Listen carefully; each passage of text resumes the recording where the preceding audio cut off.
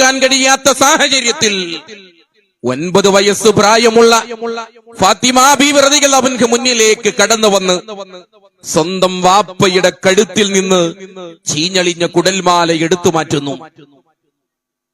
റസൂലുള്ള തന്റെ ഖൽബിന്റെ കഷ്ണമെന്നാണ് ഫാത്തിമ ബീവിയെ കുറിച്ച് പരിചയപ്പെടുത്തിയത്. അവർ തമ്മിലുള്ള ബന്ധത്തിന്റെ ആഴെന്താ? റസൂലുള്ളാഹി സ്വല്ലല്ലാഹു അലൈഹി വസല്ലമയെ ഇസ്ലാമിന് അന്യം നിൽക്കുന്ന വഴികളിലൂടെ ഓർത്ത റബീഉൽ അവ്വൽ മാസത്തിലൂടെ നമ്മൾ ഇങ്ങനെ കടന്നുപോയി അല്ലേ? റസൂലുള്ളാഹി സ്വല്ലല്ലാഹു അലൈഹി വസല്ലമ റബീഉൽ അവ്വൽ മാസത്തിൽ തന്റെ മരണത്തിലേക്ക് അടുത്തുകൊണ്ടിരിക്കുന്ന സമയത്ത് റസൂലുള്ള പറഞ്ഞു, എന്റെ ഫാത്തിമാനോട് എന്റെ അടുത്ത് വരാൻ പറ. എന്നിട്ട് റസൂലുള്ളാഹി സ്വല്ലല്ലാഹു അലൈഹി വസല്ലം ഫാത്തിമ ബീവിയോട് ഒരു സ്വകാര്യം പറഞ്ഞു. ഫാത്തിമ ബീവി പൊട്ടിക്കരയാ റളിയല്ലാഹു അൻഹ.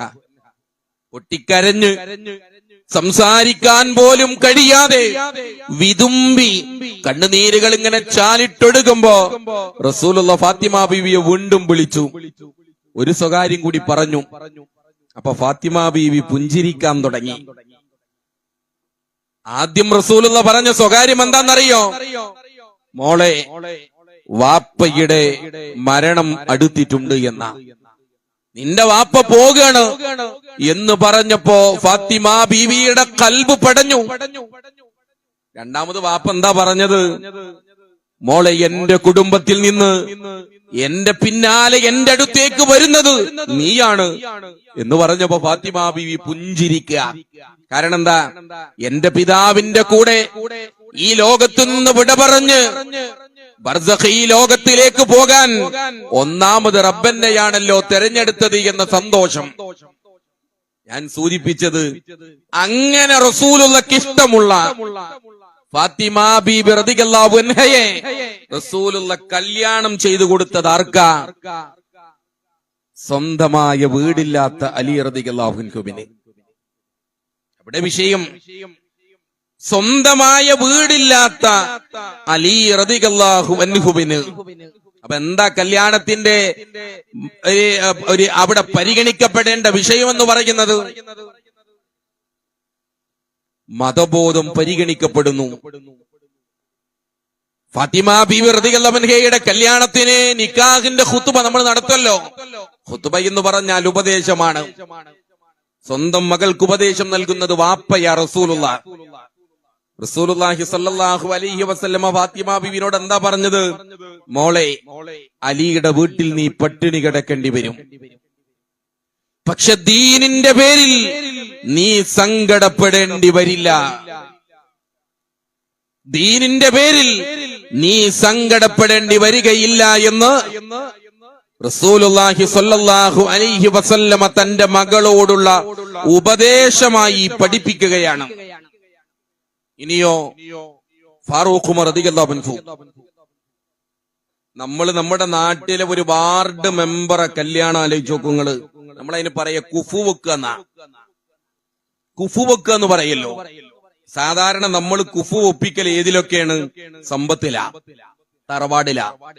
എത്ര ഇല്ലെന്ന് പറഞ്ഞാലും നമ്മൾ കുഫു ഒപ്പിക്കുക എന്ന് പറഞ്ഞ രണ്ടുപേരും സമാന ചിന്താഗതി അതാണല്ലോ. ഇസ്ലാമിൽ കുഫു ഒപ്പിക്കാൻ പറഞ്ഞ ദീനിലാ. ഉമർ റളിയല്ലാഹു അൻഹു എന്ന് പറഞ്ഞാൽ ഇന്നത്തെ 20 രാജ്യങ്ങൾ ഒരുമിച്ച് ഭരിച്ച ഭരണാധികാരിയാ.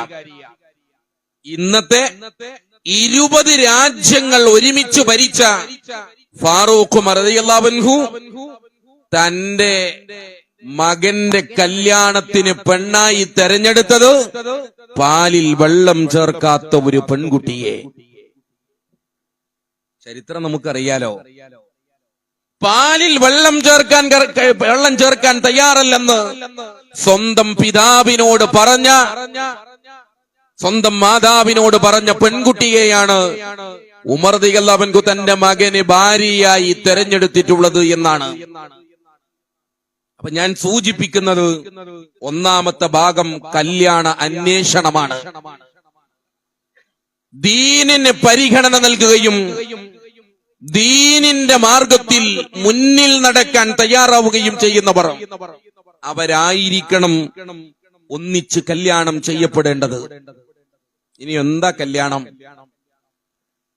കല്യാണം എന്ന് പറഞ്ഞാൽ എന്താ? നമുക്കതൊരു ചെറിയ വിഷയ. പള്ളിയിൽ ഒരു ഉസ്താദ് വരും, ഉസ്താദ് ചെക്കനെ ചൊല്ലിക്കൊടുക്കും. എന്താ? എന്റെ മകളെ കല്യാണം ചെയ്തു തരുന്നു എന്ന് പെൺകുട്ടിയുടെ ബാപ്പ പറയുമ്പോ സ്വീകരിച്ചിരിക്കുന്നു എന്ന് പറഞ്ഞാൽ കല്യാണം പൂർത്തിയാണ്. പള്ളിയുടെ അലമാറയിൽ സൂക്ഷിച്ചു വെക്കുന്ന രജിസ്റ്ററിൽ ഒരു ഒപ്പും വെച്ചാൽ തീർന്നു. പക്ഷെ ദീനിൽ ആ ഒപ്പിന്റെ വില എന്താണെന്നറിയോ? മീസാഖൻ ഖലീല. എന്താണിത്? അല്ലാഹു റബ്ബുൽ ഇസ്സത്തും അമ്പിയാക്കളും തമ്മിലുള്ള ബന്ധം, ആ ബന്ധത്തെ കുറിച്ച് പറയാൻ ഖുർആൻ പ്രയോഗിച്ചത് മീസാഖൻ ഖലീല, അതിശക്തമായ ഒരു കരാർ. അത് അവർ തമ്മിലുള്ള, അള്ളാഹുവും അമ്പിയാക്കളും തമ്മിലുള്ള ബന്ധത്തെ പരിചയപ്പെടുത്താൻ ഉപയോഗിച്ചതാണ്. ആ ബന്ധമാണ്, ആ കരാറാണ് പെൺകുട്ടിയുടെ വാപ്പയിൽ നിന്ന് ഈ മരുമകൻ സ്വീകരിക്കുന്നത് എന്നർത്ഥം. അതുകൊണ്ടാ റസൂലുള്ള പറഞ്ഞത് കല്യാണമെന്ന് പറഞ്ഞാൽ ഒരു വിശ്വാസിയുടെ ഈമാനിന്റെ പൂർത്തീകരണമാണ് എന്ന്.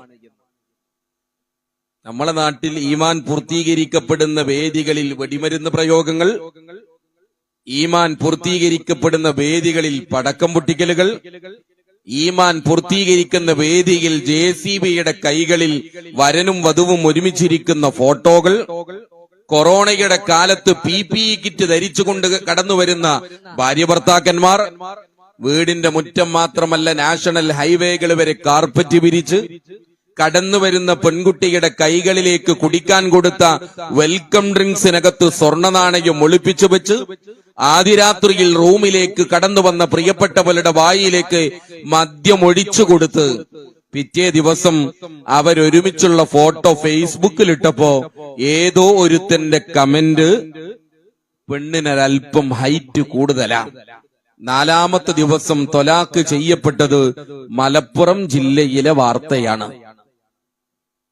എന്താ കാരണം? നമ്മൾ മീസാഖൻ ഖലീല എന്ന ഗൗരവം തിരിച്ചറിയാതെ പോയി. വിശുദ്ധ ഖുർആൻ നിക്കാഹിനെ കുറിച്ച് സൂചിപ്പിച്ചത് വമിൻ ആയാത്തിഹി. എന്താ വമിൻ ആയാത്തിഹി? അല്ലാഹു ഉണ്ട് എന്നത് നിങ്ങളെ ബോധ്യപ്പെടുത്തുന്ന ഒരു ദൃഷ്ടാന്തമാണത്. അപ്പൊ ആരെയാണ് ഓർക്കേണ്ടത്? അല്ലാഹുവിനെ. അല്ലാഹു ഉണ്ട് എന്ന തിരിച്ചറിവായിരിക്കണം കല്യാണം. അൻ ഖലഖലകും മിൻ അൻഫുസികും അസ്വാജ. എന്താ മിൻ അൻഫുസികും? നിങ്ങൾക്ക് നിങ്ങളിൽ നിന്നു തന്നെയുള്ള ഇണയെ. അത് പ്രത്യേകം പറയേണ്ടതുണ്ടോ? മനുഷ്യന്മാർക്ക് മനുഷ്യന്മാരെ കൂട്ടത്തിൽ തന്നെ അല്ല ഇണയെ തരിക. പിന്നെന്തിനാ മിൻ അൻഫുസികും? ഖുർആനിന്റെ പ്രയോഗങ്ങൾ പോലും അത്ഭുതകരമാണ്. അങ്ങനെ പറഞ്ഞത് എന്താ അറിയോ? നീ കല്യാണം ചെയ്തു കൊണ്ടുവരുന്ന പെണ്ണ് ഒരത്ഭുത ജീവിയല്ല. പെണ്ണിനോട് പറയാണ്, നിന്നിലേക്ക് കടന്നു വരുന്ന പുരുഷൻ ഒരത്ഭുത ജീവിയല്ല. നീ മനുഷ്യനാണ്, അവനും മനുഷ്യനാണ്. നിനക്ക് അപാകതകൾ വരാം, അവനും അപാകതകൾ വരാം. നിനക്ക് 100% ശരിയാകാൻ കഴിയില്ല, അതുപോലെ അവനും കഴിയില്ല. ഇതാണ് മിൻ അൻഫുസികും. ആലോചിച്ചു, എത്ര കൃത്യമായി ഖുർആൻ ഈ വിഷയങ്ങളെ നമ്മുടെ മുന്നിൽ ബോധ്യപ്പെടുത്തുന്നു എന്നുള്ളതാണ്. എന്തിന്? ലിതസ്കുനു ഇലൈഹ. വീടുകൾ മസ്കനാവണം എന്നാണ്. വീടിന് അറബി പറയും എന്താന്ന് വെച്ചാൽ, കുട്ടികൾ ബൈത്ത് എന്ന് പറയും, അല്ലെങ്കിൽ ദാറെന്ന് പറയും, അല്ലെങ്കിൽ മൻസിൽ എന്ന് പറയും. ഇസ്ലാം പഠിപ്പിച്ച വീട് മസ്കനാണ്. അത് സ്വസ്ഥതയുള്ള സമാധാനമുള്ള വീട് എന്നാണ് അർത്ഥം. അതിനെന്തു വേണം? കല്യാണം ഇസ്ലാമികമായി മാറണം. നിങ്ങൾ ആലോചിച്ചു, എനിക്കറിയില്ല, ഞാൻ കുറ്റപ്പെടുത്തലാണ് നിങ്ങൾ കരുതരുത്. നമ്മളെ സംബന്ധിച്ചിടത്തോളം കല്യാണം ഇപ്പൊ 6, 7, 8 ദിവസം, മഞ്ഞുണ്ട്, ചോപ്പുണ്ട്, നീലുണ്ട്, ഇതൊക്കെ കല്യാണം. എത്ര പറഞ്ഞിട്ടും ഒരു കാര്യവുമില്ല എന്ന് നമ്മൾ ആവർത്തിച്ച് മനസ്സിലാക്കിയിട്ടും നമ്മൾ ആവർത്തിച്ച് പറഞ്ഞുകൊണ്ടേയിരിക്കും. കാരണം എന്താ? ഇസ്ലാമിലെ കല്യാണം വളരെ ലളിതമാണ്. ഞാനൊരൊറ്റ ഉദാഹരണം പറയാം. നമ്മളിപ്പോ നമ്മുടെ മകൾ ഇപ്പൊ ഈ തലക്കടത്തൂർ മഹലിലെ ഒരു കല്യാണം നടക്കുമ്പോ നമ്മുടെ മഹല്ല് ഖത്തീബിനെയോ പള്ളിയിലെ ഇമാമിനെയോ അല്ലെങ്കിൽ പള്ളി കമ്മിറ്റിയുടെ സെക്രട്ടറിയെയോ വിളിക്കാതെ നമ്മളെ മകളെ കല്യാണം നമ്മൾ നടത്തുവോ? അങ്ങനെ ഒരു കല്യാണം നടന്നാ പിന്നെ പറയണ്ട. നിങ്ങൾ ആലോചിച്ച് നോക്കൂ. ഇനി ഞാൻ പറയണ എന്താ അറിയോ? റസൂലുള്ളാഹി സ്വല്ലല്ലാഹു അലൈഹി വസല്ലമ മദീനത്തെ പള്ളിയുടെ മുന്നിലിരിക്കുമ്പോ അബ്ദുറഹ്മാൻ ബിൻ ഔഫ് റളിയല്ലാഹു അൻഹു ഇങ്ങനെ നടന്നു പോവാ. അപ്പൊ അബ്ദുറഹ്മാൻ ബിൻ ഔഫ് റളിയല്ലാഹു അൻഹുവിന്റെ കുപ്പായത്തിൽ ഒരു അടയാളമുണ്ട്. എന്താണ്? അത്തറിന്റെ അടയാളമാണ്. ആ അടയാളം കണ്ടപ്പോ റസൂലുള്ള ചോദിച്ചു, അബ്ദുറഹ്മാൻ കല്യാണം കഴിഞ്ഞോ? ആ റസൂലെ കല്യാണം കഴിഞ്ഞു. അപ്പോൾ ആ റസൂലുള്ള പറഞ്ഞത്, എങ്കിൽ ഒരു ആടിനെ അറുത്ത് നാട്ടുകാർക്ക് വിതരണം ചെയ്തേക്ക്. പറയുന്നത് റസൂലുള്ളാഹി സ്വല്ലല്ലാഹു അലൈഹി വസല്ലമ ജീവിച്ചിരിക്കെ റസൂലുള്ളയെ വിളിക്കാത്ത കല്യാണം മദീനത്ത് നടന്നിട്ടുണ്ട്. റസൂലുള്ള ജീവിച്ചിരിക്കെ റസൂലുള്ളയെ വിളിക്കാത്ത കല്യാണം. എന്താ കാരണം? അത്ര ലളിത കല്യാണം. ആരാണ്? മക്കയെ മദീനയെ വിലക്കെടുക്കാൻ കഴിയുന്ന അബ്ദുറഹ്മാൻ ബിൻ ഔഫ് റളിയല്ലാഹു അൻഹുവിന്റെ കല്യാണം. ഞാൻ ഇടയ്ക്ക് ഇങ്ങനെ ആലോചിക്കും, നമ്മളെ നാട്ടിലൊക്കെ ഇപ്പൊ കല്യാണത്തിന് ബൊഫേ സിസ്റ്റാണ്. ഞാൻ പറയും, ഇതൊന്നും കുറ്റപ്പെടുത്തലല്ല കേട്ടോ, നമുക്കൊരു ആലോചനയ്ക്ക് വേണ്ടി മാത്രം. ഈ ബൊഫേ സിസ്റ്റത്തിന്റെ ചരിത്രം നിങ്ങൾ പരിശോധിച്ചാൽ ഇത് എങ്ങനെ തുടങ്ങിയെന്നറിയോ? ബക്കിംഗ്ഹാം കൊട്ടാരത്തിൽ ലോകത്തെ വ്യത്യസ്ത രാജ്യങ്ങളിലുള്ള രാഷ്ട്രത്തലവന്മാർ, പ്രധാനമന്ത്രിമാരും പ്രസിഡന്റുമാരും ഉച്ചകോടിയിൽ പങ്കെടുക്കാൻ വരുമ്പോ ഇന്ത്യയിലുള്ള ഭക്ഷണം അമേരിക്കക്കാർക്ക് പറ്റൂല, അമേരിക്കക്കാരെ ഭക്ഷണം യൂറോപ്പുകാർക്ക് പറ്റൂല. അപ്പൊ അതത് രാജ്യങ്ങളുടെ ഭക്ഷണം ഇങ്ങനെ ഒന്നിച്ച് നിരത്തി വെക്കും. എന്നിട്ട് അവരെ നാട്ടിലെ ഭക്ഷണം എടുത്ത് കഴിക്കാനാണ് ലോകത്തിൽ ആദ്യമായി ബൊഫേ സിസ്റ്റം തുടങ്ങിയത്. ഓക്കെ, അവർക്ക് ആവശ്യമുള്ള ഭക്ഷണം കഴിക്കാൻ. നമ്മളെ നാട്ടില് ബൊഫേ സിസ്റ്റം നടത്തി നമ്മൾ എന്താ ചെയ്യാം? ഒരു 10 ഐറ്റം ഉണ്ടെങ്കിൽ എല്ലാത്തിനും കുറച്ചെടുക്കുക. യഥാർത്ഥത്തിൽ ആവശ്യമുള്ള ഒന്ന് മാത്രം എടുക്കാനാ ബൊഫേ സിസ്റ്റം. നമ്മളൊക്കെ എന്താണ്, ഇതൊരു ആർഭാടമായി മാറുന്നു. ഇപ്പൊ ഞാൻ എന്റെ കല്യാണം എപ്പോഴും ഓർക്കാറുണ്ട്. എന്റെ വാപ്പ കല്യാണത്തിന്റെ തലേന്ന് എന്നോട് ചോദിച്ചു, എന്നാലും ഒരു ചിക്കൻ ചുക്ക, അങ്ങനെ വാപ്പ ചോദിച്ചത്, ഒരു ചിക്കൻ ചുക്കെങ്കിലും വെച്ചൂടെ? ഞാൻ പറഞ്ഞു, വേണ്ട, ഒരൊറ്റ ബിരിയാണി. അവിടെ ഒതുക്കാൻ നമുക്ക് കഴിയാത്തതെന്താ? നമ്മളും അതിലേക്ക് മാറുന്നു. അവിടെ ദീനിന്റെ മാർഗത്തിൽ അടിയുറച്ചു നിൽക്കണം. നാട്ടുകാര് മുഴുവൻ പള്ളിയിൽ വന്നിട്ട് നിക്കാഹ് ഖുതുബ കഴിഞ്ഞാൽ, നിക്കാഹും കഴിഞ്ഞാൽ ബാറക്കല്ലാ, എത്ര അത്യുച്ചത്തിലല്ലേ. ഞാൻ നിക്കാഹ് ഖുതുബക്ക് പോകുന്നിടത്തൊക്കെ വരന്മാരോട് ചോദിക്കാറുണ്ട്. അസർ കഴിഞ്ഞിട്ടാണ് നിക്കാഹ് ഖുതുബെങ്കിൽ ഞാൻ ചോദിക്കും, ളുഹുർ നിസ്കരിച്ചോ? മിക്കവാറും ആളും നിസ്കരിക്കാറില്ല. ഇവർക്കും വേണ്ടി നമ്മൾ ബാറക്കല്ലാ സ്വന്തം പോലെ. കാരണം എന്താ? കല്യാണം അസർ നമസ്കാരത്തിന് ശേഷാണെങ്കിൽ പെണ്ണും ചെക്കനും ളുഹറിന്റെ സമയത്ത് ബ്യൂട്ടി പാർലറിലാ, ളുഹറും തീർന്നു മറന്നു. ഇനിയോ കല്യാണം കഴിഞ്ഞ മഗ്രിബുണ്ടോ? ഇല്ല. ആ മഗ്രിബിന്റെ ആ ഒരു കല്യാണത്തിന്റെ ആഘോഷത്തിനടക്ക് മഗ്രിബും പോയി. എന്നിട്ട് നമ്മൾ അസറിന്റെ സമയത്ത് ഇവർക്ക് വേണ്ടി ബാറക്കല്ലാ. ഇവിടെ തിരുത്തിയേ പറ്റൂ പ്രിയപ്പെട്ടവരെ. എന്റെ ഒരു വിദ്യാർത്ഥിനിയുടെ വാപ്പന്നെ വിളിച്ചു, സാറെ നിക്കാഹ് ഖുതുബക്ക് നിങ്ങൾ വരണം. 3 കൊല്ലം അവളെ പഠിപ്പിച്ചിട്ട് ഇന്നേ വരെ ഇസ്ലാമിക വസ്ത്രം അവള് ധരിക്കുന്നത് ഞാൻ കണ്ടിട്ടില്ല. അപ്പൊ ഏതായാലും എന്നെ വിളിച്ചതാണല്ലോ, ഞാൻ പറഞ്ഞു ഞാൻ വരാം, പക്ഷെ ഇസ്ലാമിക വസ്ത്രം അവള് ധരിക്കും എന്ന് നിങ്ങൾ എനിക്ക് ഉറപ്പ് തരണം. ഉടനെ ഓളെ വാപ്പനോട് ചോദിച്ചു, സാറേ ഇസ്ലാമിക വസ്ത്രം എന്ന് പറഞ്ഞാ നിങ്ങൾ എന്താ ഉദ്ദേശിച്ചത്? അപ്പൊ ഞാൻ പറഞ്ഞു, ഞാനായിട്ടൊന്നും ഉദ്ദേശിച്ചിട്ടില്ല, മുഖവും മുൻകൈയും ഒഴികെയുള്ള മുഴുവൻ ഭാഗങ്ങളും മറക്കണം.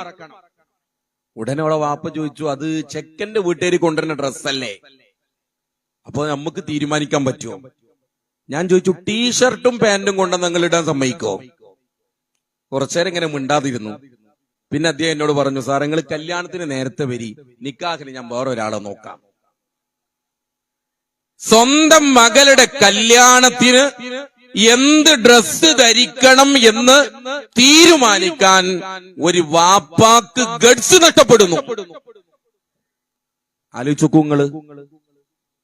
ഇപ്പൊ നിങ്ങൾ ആലോചിച്ച് നോക്കൂ, കല്യാണത്തിന് ഇപ്പൊ ഞാൻ എന്റെ കുടുംബത്തിൽ ഒരു കല്യാണത്തിന്റെ ചർച്ച ഇങ്ങനെ വന്ന്, ചെക്കന്റെ ഡ്രസ്സിന് 27,500 രൂപ. 27,500 രൂപ. അപ്പൊ ഞാനിങ്ങനെ എന്റെ കല്യാണം ആലോചിച്ച് നോക്കൂട്ടോ. നമ്മളിപ്പോ അതിന്റെ മേലെ കോട്ടൊക്കെ ഇട്ടിരുന്നു. ഞാൻ ആ കോട്ട് അന്ന് ധരിച്ച് അത് വാടക എടുത്ത് തിരിച്ചു കൊടുത്തതാ. ഈ കല്യാണത്തിന്റെ ഞാൻ ചോദിക്കട്ടെ, ഇപ്പൊ പെൺകുട്ടികളുടെ ഡ്രസ്സാണ് കൂടുതൽ, 40,000, 50,000, 60,000. ഈ 40,000ന്റെ ചുരിദാർ ഇട്ട് ഇവള് സൽക്കാരത്തിന് പോവൂല. സൽക്കാരത്തിന് പോയാ അവിടുന്ന് വേറെ ഡ്രസ്സില്ലേ? നിങ്ങൾ ആലോചിച്ചു, പിന്നെന്തിനാണ് ഇത്ര പണം? ഇതൊക്കെ ഞാൻ പറഞ്ഞല്ലോ, ഓരോ ആലോചനകൾ നമ്മുടെ മനസ്സുകളിലേക്ക് കടന്നു വരേണ്ടതുണ്ട്. അപ്പോ നമ്മളെ സംബന്ധിച്ചിടത്തോളം കല്യാണം ഇസ്ലാമികമായി മാറണം. അതുമായി ബന്ധപ്പെട്ട കാര്യങ്ങൾ ഇപ്പൊ നിങ്ങൾ ആലോചിച്ച് നോക്കൂ. ഇപ്പോ കല്യാണം നേരത്തെ ഉറപ്പിക്കുന്നു, കല്യാണം ഉറപ്പിച്ചാൽ പിന്നെ ഫോൺ കോളാ അല്ലേ? എന്ത് ന്യായം പറഞ്ഞാലും ആ ഫോൺ കോൾ ഇസ്ലാമികമല്ല. നിക്കാഹിന് മുമ്പ് അന്യ പെണ്ണാണ്, അന്യ പുരുഷനാണ്. അപ്പൊ ഇതൊക്കെ ഇപ്പൊ ഇങ്ങനെ പറഞ്ഞാൽ എന്താ ഇപ്പൊ ഇങ്ങനെ പറയണെന്ന് തോന്നും. ഇസ്ലാമിന് അത് പറഞ്ഞേ പറ്റൂ. ഏതായിരുന്നാലും അങ്ങനെ കല്യാണം കഴിഞ്ഞാൽ പിന്നെ അതിരുകളില്ലാത്ത, അതിർവരമ്പുകളില്ലാത്ത ബന്ധം. നിങ്ങൾക്ക് മനസ്സിലാക്കാൻ വേണ്ടി ഞാൻ ഇത്ര പറയുന്നുള്ളൂ. പ്രത്യേകിച്ച് ചെറുപ്പക്കാരായ ആളുകൾ മനസ്സിലാക്കുക, ഭാര്യക്കും ഭർത്താവിനും ഇടയിൽ ഒരു പാസ്വേഡ് വേണ്ട. എന്റെ മൊബൈൽ ഫോൺ എന്റെ ഭാര്യക്ക് ഏത് സമയത്ത് തുറന്നു നോക്കാനും പറ്റണം, അവളുടെ ഫോൺ എനിക്കും. കാരണം ഞങ്ങൾക്കിടയിൽ ഒരു അതിർവരമ്പ് പാടില്ല. അതാണ് കല്യാണം. മുസാഹറ അങ്ങനെ പറഞ്ഞത്. എന്താ മുസാഹറ എന്ന് പറഞ്ഞാൽ?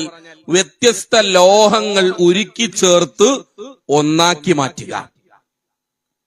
പല കളറിലുള്ള ചൂയിങ്കം വായിലിട്ട് ചവച്ചരച്ച് ഒരല്പസമയം കഴിഞ്ഞ് ആ ചൂയിങ്കം പുറത്തെടുത്താൽ അതൊരു നിറമായി മാറും. അതാണ് മുസാഹറ.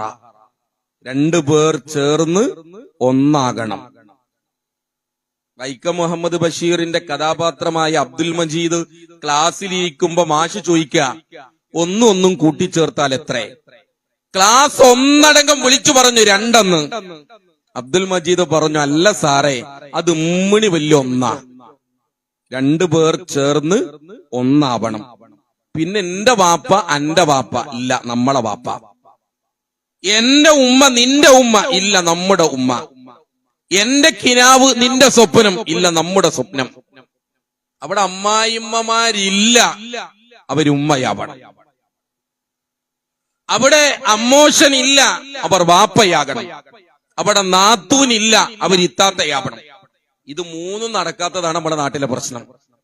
നിങ്ങൾ ആലോചിക്കണം, മരിക്കണത് വരെ മൂപ്പര വാപ്പാന്നല്ലേ പെണ്ണ് പറയുള്ളൂ. മരിക്കുന്നത് വരെ അന്റെ അമ്മാന്നല്ലേ ചെക്കൻ പറയുള്ളൂ. അതാ നമ്മളെ പ്രശ്നം. നമ്മുടെ ഉമ്മയായി മാറുന്നില്ല. ഇസ്ലാം വളരെ സുന്ദര. ഒരു പെണ്ണിന് ഈ ലോകത്ത് ഏറ്റവും കടപ്പാടുള്ളത് അവളുടെ ഭർത്താവിനോടാണെന്ന് റസൂലുള്ളാഹി സ്വല്ലല്ലാഹു അലൈഹി വസല്ലമ നമ്മളെ പഠിപ്പിച്ചതാ. അപ്പോ യുക്തിവാദികളായ പെണ്ണുങ്ങള് അല്ലെങ്കിൽ ഫെമിനിസത്തിന്റെ ആളുകൾ പ്രശ്നം ഉണ്ടാക്കാൻ തുടങ്ങിയാവും. ഒരു പെണ്ണിന് അവളമ്മാനേക്കാളും അവളെ വാപ്പാനേക്കാളും ബാധ്യത ആരോടാ? സ്വന്തം ഭർത്താവിനോടാണ് എന്ന് പറയുമ്പോ സ്വന്തം ഉമ്മയോടുള്ള ബന്ധം കുറക്കല്ലേ? നിങ്ങൾ ആലോചിച്ച് നോക്കണം. ഈ ഭർത്താവിന് ഏറ്റവും കൂടുതൽ ബാധ്യത ഓളോടല്ല, ഭാര്യയോടല്ല. ഭർത്താവിന് ഏറ്റവും കൂടുതൽ ബാധ്യത ഉമ്മയോടും ഉപ്പയോടും. ആരെ? ഓന്റെ ഉമ്മാനോടും ഉപ്പാനോടും, ഓളമ്മാനോടും ഉപ്പാനോടും. അതാണ് ഇസ്ലാം. നമ്മളമ്മാനോടും ഉപ്പാനോടും മാത്രമായി ചുരുക്കി. അപ്പൊ ആ ഒരു ഇത്രയും കാലം ഞാൻ ഒരു ഉപ്പയെ നോക്കി ഉപ്പയെന്ന് വിളിച്ചിരുന്നെങ്കിൽ ഇനി രണ്ടുപ്പയെ നോക്കി ഉപ്പയെന്ന് വിളിക്കണം. ഇത് സ്വന്തം വാപ്പയായി മാറുക എന്നുള്ളത് അറിയണമെന്നുണ്ടെങ്കിൽ നിങ്ങൾ ആലോചിച്ച് നോക്കൂ. റസൂലുള്ളാഹി സ്വല്ലല്ലാഹു അലൈഹി വസല്ലമയുടെ മകൻ, നമ്മളെ ഭാഷയെ പറഞ്ഞ മരുമകൻ ആണല്ലോ അലി റളിയല്ലാഹു അൻഹു. അലി റളിയല്ലാഹു അൻഹു കിടന്നുറങ്ങുന്ന റൂമിൽ വാതിലിൽ ചെന്ന് സുബ്ഹി നമസ്കാരത്തിൽ, സുബ്ഹി ബാങ്കിന് മുമ്പ് റസൂലുള്ള മുട്ടി. അപ്പോ എന്നിട്ട് റസൂലുള്ള ചോദിച്ചു, അലാ തുസല്ലി അലി, അലി നമസ്കരിച്ചോ? അലി റളിയല്ലാഹു അൻഹു പറഞ്ഞു, റസൂലെ വല്ലാത്ത ഉറക്കം. റസൂൽ എന്നല്ല, വാപ്പ എന്നാട്ടോ ഹദീസിലുള്ളത്. വാപ്പ വല്ലാത്ത ഉറക്കം. ഉടനെ തന്നെ റസൂലുള്ള പറയുന്നു, ഇങ്ങനെ ഉറങ്ങാതെ എഴുന്നേറ്റ് നമസ്കരിക്ക്. അപ്പൊ അലി റളിയല്ലാഹു അൻഹു പറഞ്ഞു, ഞാൻ ഉറങ്ങിയതല്ല, അത് അല്ലാഹ് എന്നെ ഉറക്കിയതല്ലേ, കുതർക്കങ്ങൾ പറയാതെ എഴുന്നേറ്റ് നമസ്കരിക്ക് എന്ന് പറയുമ്പോ അലി റളിയല്ലാഹു അൻഹു എഴുന്നേറ്റ് നമസ്കരിക്കുന്നു. ഏത് നമസ്കാരം? സുബ്ഹി അല്ലട്ടോ, സുബ്ഹിക്ക് മുമ്പ് തഹജ്ജുദ് നമസ്കരിക്കാനാ. ഇനി ഞാൻ പറയണത്, ഇത് നമ്മളെ കുടുംബത്തില് മരുമകൻ കിടന്നുറങ്ങുന്ന വാതിലില് മുട്ടിയിട്ട് സുബ്ഹിക്ക് മുട്ടോ? നമ്മള് സുബ്ഹിക്ക് മുട്ടൂല. സുബ്ഹിക്ക് മുട്ടിയാ പിന്നെ അന്ന് എന്താ ഉണ്ടാവുക? നിങ്ങളെ മോള് ഇവിടെ നിൽക്കട്ടെ പറഞ്ഞിട്ട് ഓൻ ഒരു പോക്ക് പോവും. എന്താ കാരണം? ഓൻ അമ്മോശനെ വാപ്പയായല്ല കണ്ടത്, വാപ്പ മോനെ മരുമകനെ മകനായിട്ടല്ല കണ്ടത്. അത് ധൈര്യമില്ല. കാരണം ഓനൊരു എന്താ പറയാ, മറ്റൊരു അതിർത്തിക്കപ്പുറത്ത് തന്നെയാണ് നമ്മൾ നിർത്തിയിട്ടുള്ളത് എന്നർത്ഥം. അപ്പൊ അവിടെ അതിർവരമ്പുകളില്ലാത്ത ഒരു ബന്ധമായി മാറണം. ഞാൻ രണ്ട് സമകാല ലോകത്തെ രണ്ട് ഉദാഹരണങ്ങൾ നിങ്ങളുടെ മുന്നിൽ വെക്കാം. ഒന്ന്, കണ്ണൂർ ജില്ലയിലെ നമ്മുടെ ഒരു സജീവ കുടുംബത്തിൽപ്പെട്ട ഒരു പെൺകുട്ടി. നിങ്ങൾക്കൊക്കെ ചിലപ്പോൾ പലയിടത്തും നമ്മുടെ പല പ്രഭാഷണങ്ങളും നിങ്ങൾ കേട്ടിട്ടുണ്ടാവും. നമ്മുടെ പ്രവർത്തന രംഗത്ത് വളരെ സജീവമായിരുന്ന ആ കുടുംബം. ഫരീദ എന്ന് പറയുന്ന ഒരു പെൺകുട്ടി. അവളുടെ കല്യാണം കഴിഞ്ഞു. 13 ദിവസം, ആലോചിക്കണേ, 13 ദിവസം അവരൊരുമിച്ച് ജീവിച്ചു. കണ്ണൂർ ജില്ലയിലെ പെരിങ്ങത്തൂരാണ് അവരെ വീട്. ആ 13 ദിവസക്കാലത്ത് കുറച്ചു ദിവസമൊക്കെ അസുഖവും പിന്നെ മാസമുറയും ആയിരുന്നു. എന്ന് പറഞ്ഞാൽ അവർ തമ്മിൽ ഒരു ബന്ധമില്ല. ഭർത്താവ് പിന്നീട് ഗൾഫിൽ പോയി. പെയിന്റിംഗ് ജോലിക്കിടയിൽ ബിൽഡിങ്ങിന്റെ മുകളിൽ നിന്ന് താഴെ വീണ് കഴുത്തിന് താഴെ തളർന്ന് നട്ടെല്ലിന് ക്ഷതം സംഭവിച്ച ഭർത്താവ് നാട്ടിൽ വന്നു. 1-2 കൊല്ലം തുടർച്ചയായ ചികിത്സ നടത്തിയിട്ട് ഒരു മാറ്റമില്ല. ഒന്ന് ആലോചിച്ച് നോക്കൂ. വായിലിട്ട് കൊടുക്കുന്ന ഭക്ഷണം ചവക്കാൻ മാത്രം വിധിക്കപ്പെട്ട തന്റെ ഭർത്താവ് ഒന്നെഴുന്നേൽക്കാൻ കഴിയാത്ത, ഒരു ചുടുചുംബനം നൽകാൻ കഴിയാത്ത, കല്യാണത്തിന് കൈപിടിച്ചു മുന്നോട്ടു പോകാൻ കഴിയാത്ത, ഒന്ന് ആലിംഗനം ചെയ്യാൻ പോലും സാധിക്കാതെ ജീവച്ഛവമായി കിടക്കുന്ന തന്റെ ഭർത്താവ്. ഭർത്താവിന്റെ വീട്ടുകാര് പറഞ്ഞു ഡൈവേഴ്സ് ചെയ്യാമെന്ന്. ഭർത്താവിന്റെ വീട്ടുകാര്, വേറെ ആരുമല്ല, ഭർത്താവിന്റെ വീട്ടുകാരാണ്. ഇവനെ കൊണ്ട് ഒന്നും നടക്കൂല, അതുകൊണ്ട് പെണ്ണെ നീ ഡൈവേഴ്സിനെ കുറിച്ച് ആലോചിക്കണം. 25 കൊല്ലം അങ്ങനെങ്ങാൻ കഴിയാതെ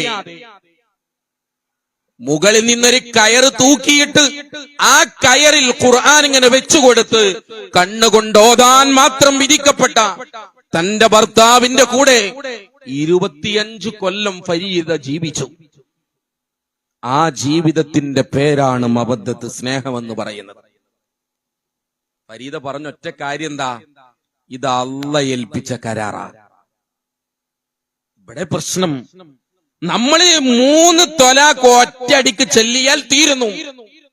പ്രിയപ്പെട്ടവരെ, ആ ഏൽപ്പിച്ച കരാറിൽ ഭർത്താവിന്റെ കുടുംബം പോലും ഡൈവേഴ്സിനെ കുറിച്ച് പറയുമ്പോഴും സാധ്യമല്ലെന്ന് പറയാൻ കാരണം അള്ളാഹുവിനെ ഓർത്ത് ഏറ്റെടുത്ത കരാർ എന്ന ചിന്തയുള്ളത് കൊണ്ടാണ്.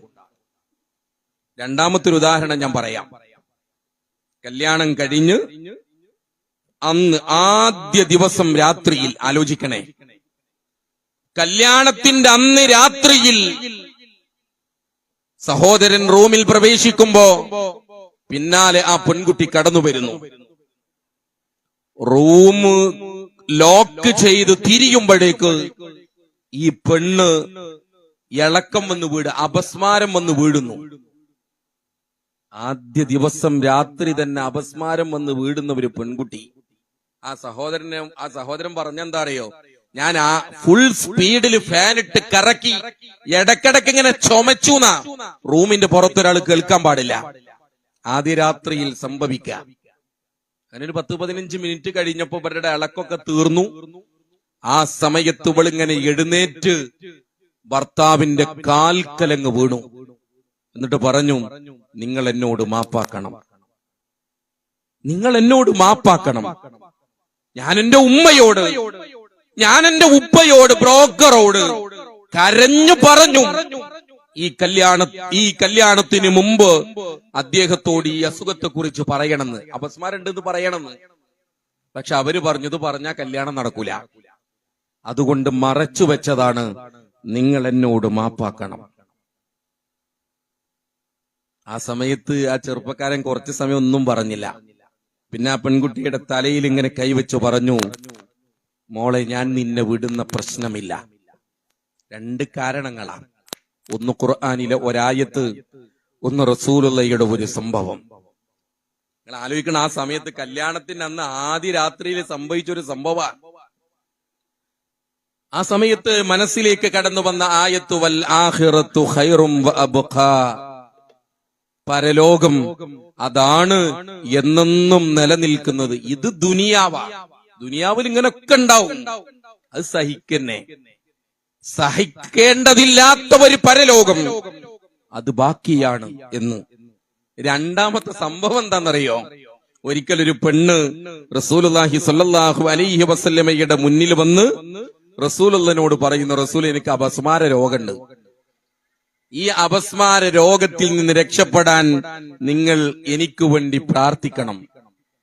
റസൂലുള്ളാഹി പറഞ്ഞു, പ്രാർത്ഥിക്കാം, പക്ഷേ ഈ രോഗത്തിന്റെ പേരിൽ നീ ക്ഷമിച്ചാൽ നിനക്ക് സ്വർഗ്ഗമുണ്ട്. ഈ അപസ്മാര രോഗത്തിന്റെ പേരിൽ നീ ക്ഷമിച്ചാൽ നിനക്ക് സ്വർഗ്ഗമുണ്ട്. അപ്പൊ പെണ്ണ് പറഞ്ഞു, റസൂലേ, ക്ഷമിക്കാൻ ഞാൻ തയ്യാറാ, പക്ഷേ പലപ്പോഴും ഞാൻ വീഴുമ്പോ, ആളുകളുടെ മുന്നിൽ വെച്ച് ഇളകി വീഴുമ്പോ എന്റെ വസ്ത്രം വിവരണമാവും. അങ്ങനെ ഞാൻ ആളുകളുടെ മുന്നിൽ അപമാനിക്കപ്പെടും. ആ അപമാനത്തിൽ നിന്ന് രക്ഷപ്പെടാൻ നിങ്ങൾ എനിക്ക് വേണ്ടി പ്രാർത്ഥിക്കണം. റസൂലുള്ള പ്രാർത്ഥിച്ചു. അങ്ങനെ ഈ പെൺകുട്ടി അപമാനിക്കപ്പെടാൻ പാടില്ല എന്ന്. എന്നിട്ട് ആ ഭർത്താവ് പറയാ, നിനക്ക് സ്വർഗമുണ്ട് എന്നുറപ്പുള്ള ഒരു രോഗം നിനക്കുണ്ടെങ്കിൽ ആ രോഗത്തിന് ഞാൻ തടസ്സം നിൽക്കൂല. കാരണം എന്താ, അപസ്മാരുണ്ടെങ്കിൽ സ്വർഗം തരാന്ന് അള്ളാഹ് പറഞ്ഞതാ, അള്ളാന്റെ റസൂല് പറഞ്ഞതാ. പ്രിയപ്പെട്ടവരെ, ആ രോഗവുമായിട്ടാണ് നീ കടന്നു വരുന്നതെങ്കിൽ ഞാൻ ആ രോഗത്തിന് തടസ്സം നിൽക്കുന്ന പ്രശ്നമില്ല എന്ന് ഒരു പെണ്ണ് പറയുന്നു. ഒരു പെണ്ണിനോട് തന്റെ ഭർത്താവ് പറയുന്നു. അപ്പൊ എന്താണ്, അങ്ങനെ അവർ ഒന്നായി മാറുന്ന സമയത്താണ് സന്തോഷകരമായ അനുഭൂതിയുള്ള കുടുംബമായി മാറുന്നത്. ഇനിയോ, കുടുംബജീവിതത്തിൽ ഒന്നാമത് വേണ്ടത് ക്ഷമയാണ്. അസ്സബ്റു ഇൻദ സ്വദമത്തിൽ ഊല എന്ന് 2ാം ക്ലാസ്സിലോ 3ാം ക്ലാസ്സിലോ മദ്രസയിൽ പരീക്ഷ എഴുതി 100 മാർക്ക് വാങ്ങിയവരാ നമ്മള്. മാർക്കിൽ പോരാ, ജീവിതത്തിൽ വേണം ക്ഷമ. റസൂലുള്ളാഹി സ്വല്ലല്ലാഹു അലൈഹി വസല്ലമയുടെ അടുക്കൽ വന്നൊരു സഹാബി ചോദിച്ചു, റസൂൽ, എനിക്ക് സ്വർഗത്ത് പോണം, എന്താ ചെയ്യേണ്ടത്? റസൂലുള്ള പറഞ്ഞു, ലാ തഗ്ളബ്, ദേഷ്യപ്പെടാൻ പാടില്ല. രണ്ടാമതും ചോദിച്ചു, ശരി, ഞാൻ ദേഷ്യപ്പെടൂല, രണ്ടാമത് എന്താ ചെയ്യേണ്ടത്? ലാ തഗ്ളബ്, ദേഷ്യപ്പെടരുത്. മൂന്നാമതോ, ലാ തഗ്ളബ്, ദേഷ്യപ്പെടരുത്. റസൂലുള്ള സ്വർഗത്തിൽ പോകാനുള്ള കാരണമായി 3 തവണ പറയുന്നു, ലാ തഗ്ളബ്, ദേഷ്യപ്പെടാൻ പാടില്ല. എന്നിട്ട് എന്താ പറഞ്ഞത്? എഴുന്നേറ്റ് നിൽക്കുമ്പോ ദേഷ്യം വന്നാൽ ഇരിക്കണം, ഇരിക്കുമ്പോ ദേഷ്യം വന്നാൽ കിടക്കണം, ഇനിയോ ദേഷ്യം വന്നാൽ നിങ്ങൾ പോയി ഒളു എടുക്കണം. നമ്മൾ ആലോചിച്ച് നോക്കൂ, ഇരിക്കുന്ന നമുക്ക് ദേഷ്യം വന്നാൽ നമ്മൾ ചാടി എഴുന്നേൽക്കും. നേരെ ഓപ്പോസിറ്റാ. ദേഷ്യം വരുന്ന സമയത്ത് ഒളു എടുത്താ പിന്നെ ആ ദേഷ്യം ഉണ്ടാവോ? ഇല്ലല്ലോ. ഈ അടുത്ത് നിങ്ങളൊക്കെ ചിലപ്പോ വായിച്ചിട്ടുണ്ടാവും, ഒരു സംഭവം വായിച്ചോ? ഒരു ഭർത്താവ് ഒരു കമ്പനിയുടെ ചീഫ് ഓപ്പറേറ്റിംഗ് ഓഫീസറാണ്. അദ്ദേഹത്തിന്റെ കമ്പനിയിൽ നിന്ന് 35,000 രൂപക്ക് അദ്ദേഹത്തിന് ഉപഹാരമായി ലഭിച്ച വാഷ് ബേസിന്റെ അടുത്ത് ഊരി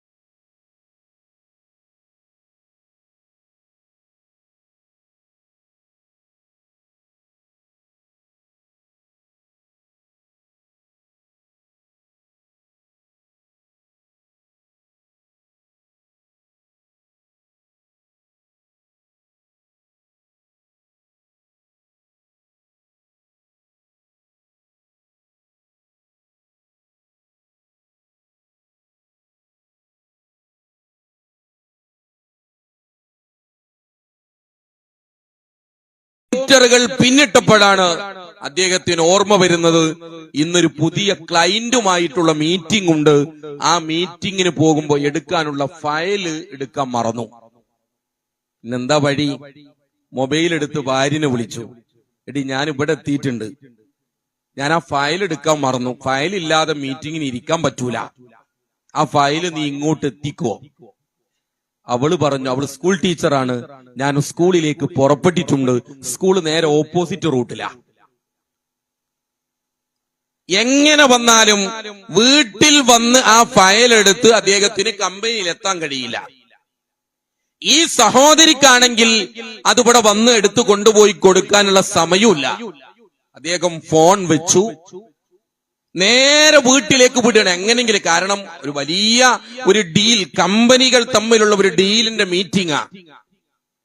വീട്ടിലേക്ക് അദ്ദേഹം അതിശക്തമായ സ്പീഡിൽ പോയി വീട്ടിലെത്തുന്നു. അപ്പോഴേക്ക് കമ്പനിയിൽ നിന്ന് കോള് വരുന്നു, ഇനി നിങ്ങൾ കമ്പനിയിലേക്ക് വരേണ്ടതില്ല, സമയത്ത് ഇവിടെ എത്താത്തതിന്റെ പേരിൽ ആ ക്ലയന്റ് തെറ്റിപ്പോകുന്നു. വല്ലാത്ത സങ്കടത്തോടുകൂടി അദ്ദേഹം വീട്ടിലിങ്ങനെ ഇരിക്കുമ്പോ ഹോസ്പിറ്റലിൽ നിന്നൊരു ഫോൺ കോള്, നിങ്ങളുടെ ഭാര്യ വെന്റിലേറ്ററിലാണ്. ആ ഫയൽ എങ്ങനെയെങ്കിലും തന്റെ ഭർത്താവിന് എത്തിച്ചു കൊടുക്കണം എന്ന് വിചാരിച്ച് സ്കൂട്ടറിൽ വരുമ്പോ അപകടത്തിൽപ്പെട്ടവൾ വെന്റിലേറ്ററിലാ. നിങ്ങൾ ആലോചിച്ചു, ഇതെന്താ സംഭവം? ആ സഹോദരൻ ആദ്യം ഒന്ന് ചിന്തിച്ചാൽ മതിയായിരുന്നു, ആ വാഷ് ബേസിന്റെ അടുത്ത് വെച്ച ആ വാച്ച് വെള്ളം നനയണ്ട എന്ന് വിചാരിച്ചിട്ട് എന്റെ ഭാര്യ ഡൈനിങ് ടേബിളിൽ വെച്ചതാണ്. അത് ചിന്തിക്കാത്തതിന്റെ പേരിൽ എന്തൊക്കെ സംഭവിച്ചു? ജോലി പോയി, ഭാര്യക്ക്. ഇത് നമ്മളൊക്കെ ജീവിതത്തിൽ ഇങ്ങനെ ഒരു നിമിഷം മതി. നമ്മൾ സാധാരണ ഒരു കഥ പറയാറുണ്ടല്ലോ, ഒരു കൊച്ചുകുട്ടി ഒരു കല്ലെടുത്ത് വാപ്പയുടെ പുതിയ ഫോർച്യൂണർ കാറിൽ ഇങ്ങനെ എന്തോ എഴുതി. ആ എഴുത്ത് കണ്ടപ്പോ വാപ്പ ദേഷ്യം കൊണ്ട് വീട് പണിക്ക് കൊണ്ടുവന്ന കമ്പി കൊണ്ട് മകനെ അടിച്ചു, വിരല് പൊട്ടി, വിരല് മുറിച്ചു കളയേണ്ടി വന്നു. ആ ഓപ്പറേഷന് വേണ്ടി മകനെ ഓപ്പറേഷൻ തിയേറ്ററിലേക്ക് കയറ്റി വാപ്പ മെല്ലെ ഇങ്ങനെ വന്ന് ആ പുതിയ ഫോർച്യൂണറിന്റെ പിറകിൽ ഇങ്ങനെ നോക്കിയപ്പോ ആ മകൻ അവിടെ എഴുതി വെച്ചത് എന്താ അറിയോ? ഐ ലവ് യു മൈ പപ്പ. പാപ്പ, എനിക്ക് നിങ്ങളെ ഭയങ്കര ഇഷ്ടാ, എനിക്ക് നിങ്ങളെ വളരെ ഇഷ്ടമാണ് എന്നാണ് ആ കാറിൽ ആ മകൻ കല്ലുകൊണ്ട് കോറിയിട്ടത്. നിങ്ങൾ ആലോചിച്ച് നോക്കൂ, മോന്റെ വിരല് പോയി. ഞാൻ പറയുന്നത് ഇതാണ്, ഇസ്ലാമിക ലോകത്ത് റസൂലുള്ള പറഞ്ഞു, ക്ഷമ വേണ്ടത് ആദ്യത്തിലാണ്. അപ്പൊ നമ്മുടെ കുടുംബ ജീവിതത്തിൽ ഇത് വളരെ പ്രധാനപ്പെട്ടതാണ് എന്ന് തിരിച്ചറിയണം. ഇനി നമ്മള് റസൂലുള്ളാന്റെ ജീവിതം, നമ്മുടെ മാതൃക റസൂലുള്ളയല്ലോ. ഇപ്പൊ റസൂലുള്ളാഹി സ്വല്ലല്ലാഹു അലൈഹി വസല്ലമ വീട്ടിൽ ആയിഷ ബീവി റളിയല്ലാഹു അൻഹയുമായിട്ട് പ്രണയസല്ലാപം, അങ്ങനെ പറയാം നമുക്ക്, സ്നേഹസല്ലാപം നടത്തുക. ആ സമയത്ത് മറ്റൊരു ഭാര്യ അവരുടെ വീട്ടിൽ നിന്ന് വിഭവസമൃദ്ധമായ ഭക്ഷണവുമായി കടന്നു വരുന്നു. സ്വാഭാവികമാണല്ലോ, ആയിഷ ബീവിക്ക് ഒരാള് കണ്ണിൽ കരടായി എന്ന് തോന്നുമല്ലോ. ആ സമയത്തുണ്ടായ പ്രതികരണത്തിന്റെ പേരിൽ ആ പാത്രം പൊട്ടിപ്പോയി താഴെ വീണ് പൊട്ടിപ്പോകുന്നു.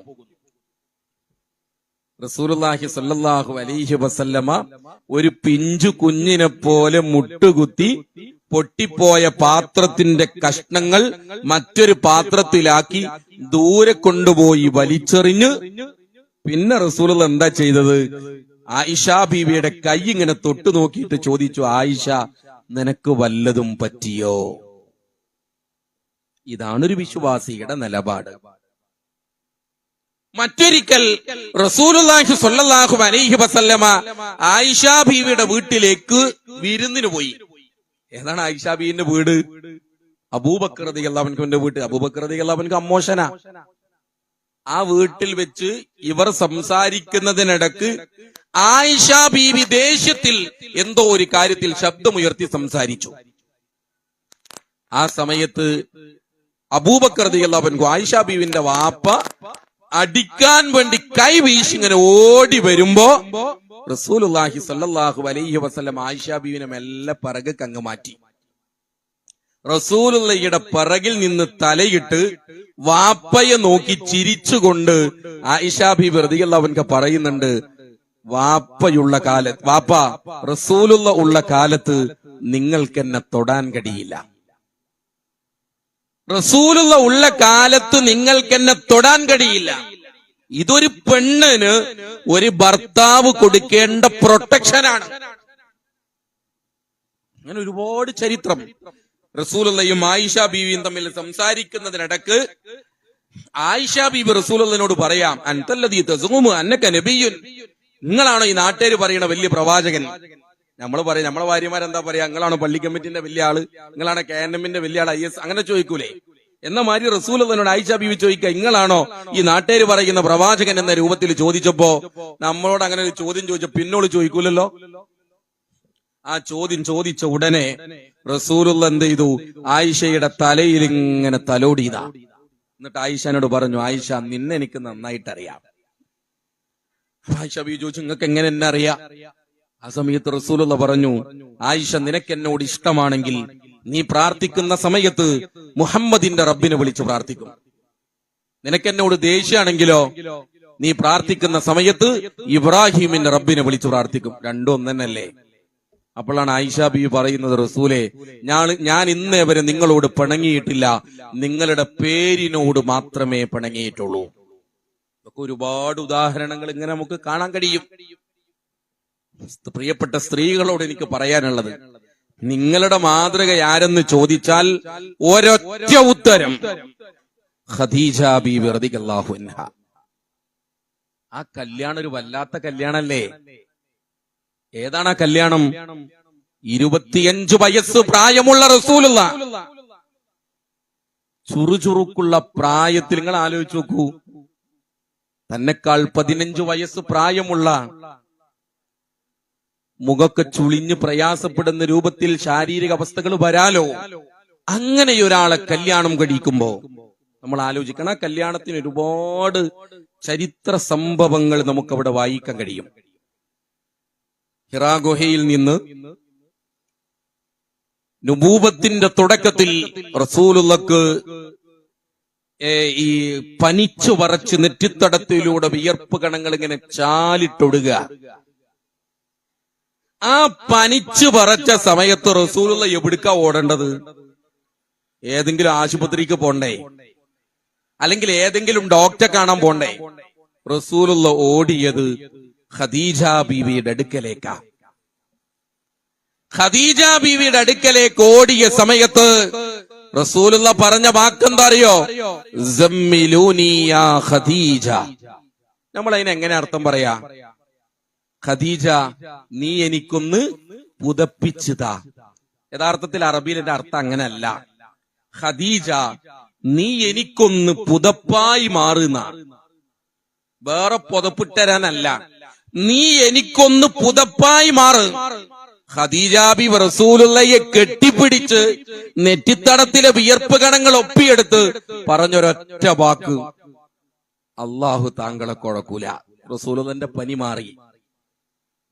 ഇത് പറയുമ്പോ നമ്മളിപ്പോ ഒരു ആദർശ പ്രബോധന പ്രവർത്തനത്തിന് പോയി എന്തോ ഒരു വാദപ്രതിവാദം എന്തോന്ന് നടക്കണതിന്റെ ഇടയിൽ ഒരു കല്ലേറുണ്ടായി, നെറ്റി കേറ് കിട്ടി, രക്തം ഒലിച്ചിങ്ങനെ വീട്ടിക്ക് വന്നാൽ നമ്മുടെ ഭാര്യമാർ നമ്മളോട് എന്താ പറയാ? അപ്പോഴേ മനുഷ്യങ്ങളോട് പോണ്ടെന്ന് പറഞ്ഞ വേണ്ടാത്ത പണിക്ക് നിന്നിട്ടല്ലേ? റസൂലുള്ളാഹിയോട് പ്രിയപ്പെട്ട ഖദീജ ബീവി പറഞ്ഞത്, അള്ളാഹു താങ്കളെ കൊടുക്കൂല, നിങ്ങളെ പനിയൊക്കെ മാറും, നിങ്ങളെ കൂടെ അള്ളണ്ടല്ലോ. ഒന്ന്. ഇനി ഖദീജ ബീവിയുടെ ജീവിതത്തിലെ രണ്ടാമത്തത് എന്താ? പ്രിയപ്പെട്ട സ്ത്രീകളെ നിങ്ങൾ അറിയണം, റസൂലുള്ള എത്ര കല്യാണം കഴിച്ചു? നമുക്കൊക്കെ അറിയാലോ. റസൂലുള്ള 11 കല്യാണം കഴിച്ചു, അല്ലേ? അതാണ് ഫെമിനിസ്റ്റുകൾ പറയാം എന്ത്, സ്ത്രീലമ്പടനാണ് എന്നൊക്കെ റസൂലുള്ളയെ കുറിച്ച് പറയുമ്പോ ഞാൻ ഒരൊറ്റ കാര്യം നിങ്ങളോട് പറയുന്നത്, ഖദീജ ബീവി ഉള്ള കാലത്ത് റസൂലുള്ളക്ക് മറ്റൊരു ഭാര്യയില്ല. ഞാൻ കേരളത്തിൽ അറിയപ്പെടുന്ന നമ്മുടെ ഒരു പണ്ഡിതനോട്, അദ്ദേഹത്തിന്റെ പേര് പറയണില്ല, നമ്മുടെ ഒരു പണ്ഡിതനോട് ഞാൻ ചോദിച്ചു, നിങ്ങൾ എന്താ രണ്ടാമത് കെട്ടാത്തതെന്ന് ചോദിച്ചു. അപ്പൊ അദ്ദേഹം എന്നോട് പറഞ്ഞത്, എന്റെ ഖദീജ മരിച്ചിട്ടില്ല എന്നാണ്. ഇസ്ലാമിക ചരിത്രത്തിൽ ഖദീജ ബീവി ഉള്ള കാലത്ത് റസൂലുള്ളക്ക് രണ്ടാമതൊരു ഭാര്യ ഇല്ല. അതിനെ ഹദീസ് ഗ്രന്ഥങ്ങൾ വായിക്കുന്നത് അങ്ങനല്ല. ഖദീജ ബീവി ജീവിച്ചിരിക്കുന്ന കാലത്ത് റസൂലുള്ള മറ്റൊരു കല്യാണത്തെ കുറിച്ച് ചിന്തിച്ചിട്ടില്ല. അപ്പൊ ഇന്ന് പ്രിയപ്പെട്ട സ്ത്രീകൾ, നിങ്ങൾ ചെയ്യേണ്ടത് എന്തറിയോ? നിങ്ങളെ ഭർത്താക്കന്മാരോട് ചോദിക്കുക, നിങ്ങൾക്ക് വേറെ കല്യാണം കഴിക്കാൻ പൂതി ഉണ്ടോ? നിങ്ങളോട് ചിലപ്പോ ഇല്ലാന്ന് പറഞ്ഞാലും പുറത്തു പോയി പൂതി ഉണ്ട് എന്ന് പറയും. ഞാൻ പറഞ്ഞെന്താ അറിയോ? അതായിരിക്കണം ഈ ബന്ധത്തിന്റെ അടിസ്ഥാനം. ഈ നമ്മുടെ ഭാര്യ ജീവിച്ചിരിക്കുന്ന സമയത്ത് മറ്റൊരു ഭാര്യയെ കുറിച്ച് നമ്മുടെ ഭർത്താവ് ചിന്തിച്ചു പോകരുത്. അങ്ങനെ ആവണം. ഇനി ഖദീജ ബീവിയുടെ മൂന്നാമത്തെ നിങ്ങൾ ആലോചിച്ച് നോക്കൂ. ഖദീജ ബീവി മരിച്ച ദിവസത്തിനല്ല, മാസത്തിനല്ല, വർഷത്തിന് റസൂലുള്ള കൊടുത്ത പേര് ദുഃഖത്തിന്റെ വർഷം. ഒരു കൊല്ലം റസൂലുള്ളാഹിക്ക് താങ്ങാൻ കഴിഞ്ഞില്ല.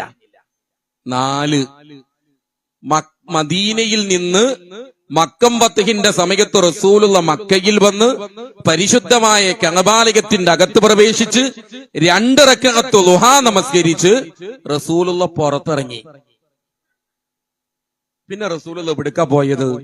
ഖദീജ ബീവിയുടെ ഖബറിന്റെ അടുത്തേക്ക്. മണിക്കൂറുകൾ ആ ഖബറിന്റെ മുന്നിൽ റസൂലുള്ളാഹി സ്വല്ലല്ലാഹു അലൈഹി വസല്ലം ഖദീജ ബീവിക്ക് വേണ്ടി പ്രാർത്ഥിച്ചു. ഇത് പറയുമ്പോ വേറൊരു വിഷയം എന്താ അറിയോ? ആ കഅബാലയത്തിൽ നിന്ന് ളുഹാ നമസ്കാരം കഴിഞ്ഞ് പുറത്തിറങ്ങുമ്പോ കഅബാലയത്തിന്റെ പരിസരത്ത് വിഗ്രഹങ്ങളുണ്ട്, പ്രതിമകളുണ്ട്, പ്രതിഷ്ഠകളുണ്ട്. അതൊക്കെ എടുത്തു മാറ്റാൻ പറയുന്ന മുമ്പ് റസൂലുള്ള പ്രിയപ്പെട്ട ഖദീജ ബീവിന്റെ ഖബറിന്റെ അടുത്ത് പോയി. എന്താണത്? അത് അവര് തമ്മിലുള്ള ബന്ധ. 5 ഖദീജ ബീവി മരിക്കുന്നത് വരെ റസൂലുള്ളാഹിന്റെ ഒരു വീട്ടിൽ സാധാരണ ഉണ്ടാക്കുന്നതിലധികം ഒരു ഭക്ഷണം ഉണ്ടാക്കിയാൽ റസൂലുള്ളാഹി എന്ത് ചെയ്യും?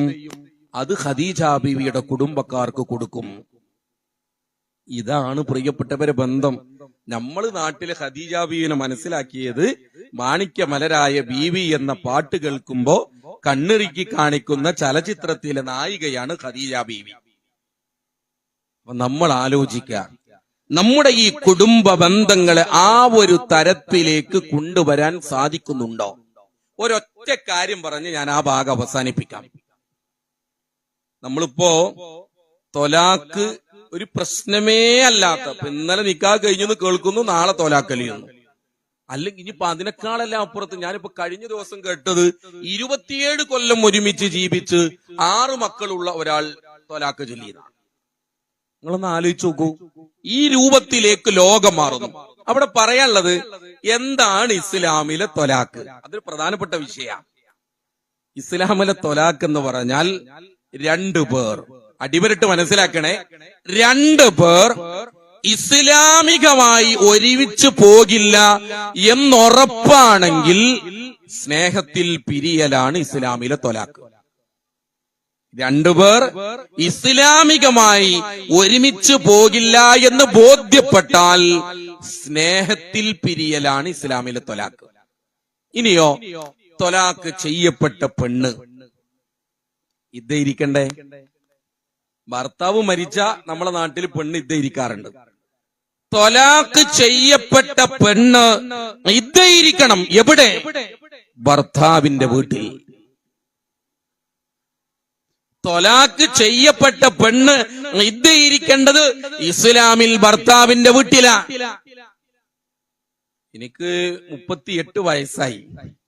എന്റെ ഇത്രയും കാലത്തെ ജീവിതത്തിൽ ഭർത്താവിന്റെ വീട്ടിൽ ത്വലാഖ് ചെയ്യപ്പെട്ടിട്ട് ഇരുന്ന ഒരു പെണ്ണിന് എനിക്കറിയില്ല. നിങ്ങൾക്കറിയോ? എന്തിനാണ് അങ്ങനെ ഭർത്താവിന്റെ വീട്ടിൽ ഇരിക്കാൻ പറഞ്ഞെന്നറിയോ? തലയണന്റെ താഴെ മീൻ വെച്ചിട്ട് പൂച്ച പട്ടിണി കിടക്കൂല. അവിടെ മറ്റൊരു റൂമിൽ അവൾ ഒറ്റക്ക് ഇരിക്കുക. സ്വാഭാവികമായി അവളുടെ മനസ്സിനൊരു മാറ്റം വരും. അതാണ് ഇസ്ലാമിലെ ത്വലാഖ് എന്ന് പറയുന്നത്. അപ്പൊ അത്രയും സുന്ദരമായി ദീനീ വിഷയങ്ങളെ നമ്മുടെ മുന്നിൽ പഠിപ്പിക്കുന്നു. ഇനിയോ ആ ഇരിക്കുന്ന കാലത്ത് ഭർത്താവ് മരിച്ചാൽ ഭർത്താവിന്റെ സ്വത്തിൽ ഈ ഭാര്യക്ക് അർഹതയുണ്ട്, അനന്തരാവകാശ സ്വത്തില്. ഇസ്ലാമിന്റെ നിയമമാണ്. നമ്മൾ ആ നിയമത്തിൽ നിന്നും മാറി. അതാ പ്രശ്നം. ഞാൻ അവസാനിപ്പിക്കുകയാണ്. മറ്റൊരു ബന്ധം പിതാക്കന്മാരുമായി മാതാക്കന്മാരുമായുള്ള ബന്ധമാണ്. 22,717 വൃദ്ധ സദനങ്ങളിൽ താമസിക്കുന്ന വൃദ്ധന്മാർ നമ്മുടെ നാട്ടിലുണ്ട്. അവരെയൊക്കെ പരിഗണിക്കുന്നിടത്ത്, അവർക്ക് സാന്ത്വനം നൽകുന്നിടത്ത് നമ്മൾ എവിടെയാണ് നിൽക്കുന്നത്? വാപ്പാനിമ്മാനൊക്കെ പിന്നെ പറഞ്ഞാൽ മതിയല്ലോ. പ്രായമുള്ള ആളുകളെ പോലും പരിഗണിക്കണം എന്ന് ദീനുൽ ഇസ്ലാം വളരെ ഗൗരവത്തോടുകൂടി നമ്മളെ പഠിപ്പിക്കുന്നുണ്ട്. ഒരിക്കൽ റസൂലുള്ളാഹിന്റെ അടുത്ത് വന്നിട്ട് ഒരു മകൻ റസൂലുള്ളാഹിനോട് പരാതി പറയുക, റസൂലേ, എന്റെ ബാപ്പാക്കിന്റെ സ്വത്തിൽ വല്ലാത്തൊരു താല്പര്യം, എന്റെ പറമ്പ് നോക്കി ബാപ്പാ പറമ്പ് വേണമെന്നൊക്കെ പറയുന്ന. റസൂലുള്ളാഹി വാപ്പാനെ വിളിച്ചു, നിങ്ങൾ എന്തിനാ മകന്റെ സ്വത്തിൽ താല്പര്യം പ്രകടിപ്പിക്കുന്നത്? ആ വാപ്പ പറഞ്ഞു, റസൂലെ, ചെറുപ്പത്തിൽ അവന് വേണ്ടതൊക്കെ ഞാൻ ചെയ്തു കൊടുത്തിട്ടുണ്ട്, ഇപ്പൊ പ്രായമായപ്പോ അവൻ എന്നെ പരിഗണിക്കുന്നില്ല. എന്താ റസൂലുള്ളാഹി പറഞ്ഞത്? അൻത വമാലുകലി അബീക്, എടാ അന്റെ സ്വത്തും അന്റെ പറമ്പും ഇയും അത് നിന്റെ വാപ്പാന്റെതാന്നാ. അന്റെ പറമ്പന്റെ വാപ്പാന്റെതാ. നിന്റെ ശരീരത്തിലൂടെ രക്തം സഞ്ചരിക്കുന്നുണ്ടെങ്കിൽ ആ രക്തം നിന്റെ വാപ്പയുടെ വിയർപ്പാണ്. അതുകൊണ്ട് ആ പറമ്പ് വാപ്പ കൊടുത്തേക്കുന്ന. ഇതാ റസൂലുള്ളാഹി പഠിപ്പിച്ചത്. അപ്പൊ നമ്മളെ സംബന്ധിച്ച് അത്രയും ഗൗരവമുള്ളതാണ് പിതാക്കന്മാരുമായുള്ള ബന്ധം. നമ്മളിപ്പോ എന്താ പറയുക, ജീവിക്കുന്ന ഒരു ഡിസ്പോസിബിൾ ലോകത്താ. കല്യാണത്തിനൊക്കെ ഡിസ്പോസിബിൾ ഗ്ലാസ് ആണ്, ഡിസ്പോസിബിൾ പ്ലേറ്റ് ആണ്, ആവശ്യം കഴിഞ്ഞ് ഒഴിവാക്കുക. ഇതേപോലെയാണ് നമ്മളെ നാട്ടിൽ ഡിസ്പോസിബിൾ പിതാക്കന്മാരാ, ഡിസ്പോസിബിൾ മാതാക്കന്മാർ, ആവശ്യം കഴിഞ്ഞ് ഒഴിവാക്കുക. ഈ കോലത്തിൽ വരുമ്പോ നമ്മളും വളർന്നു വരുന്നുണ്ട് എന്ന് നമ്മൾ ചിന്തിക്കേണ്ടതുണ്ട്. വളരെ ഗൗരവത്തോടുകൂടി നമ്മൾ ചിന്തിക്കുക. അതോടൊപ്പം തിരിച്ച്, ഞാനിവിടെ കൂടുതൽ മക്കളില്ലാത്തതുകൊണ്ട് തിരിച്ച് പിതാക്കന്മാരിലേക്ക് വരുന്നു, അല്ലെങ്കിൽ മാതാക്കളിലേക്ക് കടന്നു വരുന്നു. നമ്മളെ സംബന്ധിച്ചിടത്തോളം നമ്മുടെ മക്കൾക്ക് നിങ്ങൾ ഒന്നാമത് നൽകേണ്ടത് സ്നേഹമാണ്. നമ്മുടെ മക്കൾക്ക് നിങ്ങൾ ഒന്നാമത് നൽകേണ്ടത് സ്നേഹമാണ്. കുട്ടികൾക്ക്, കോളേജിൽ പഠിക്കുന്ന കുട്ടികൾക്ക് വീട്ടിൽ പോകാൻ താല്പര്യമില്ല. ഞാൻ വെറുതെ പറയണല്ല, നിങ്ങൾ ഏത് കോളേജ് കുട്ടികളോടും ചോദിച്ചോളൂ. കോളേജിൽ പഠിക്കുന്ന കുട്ടികൾക്ക് വീട്ടിൽ പോകാൻ താല്പര്യമില്ല. എന്താ കാരണം?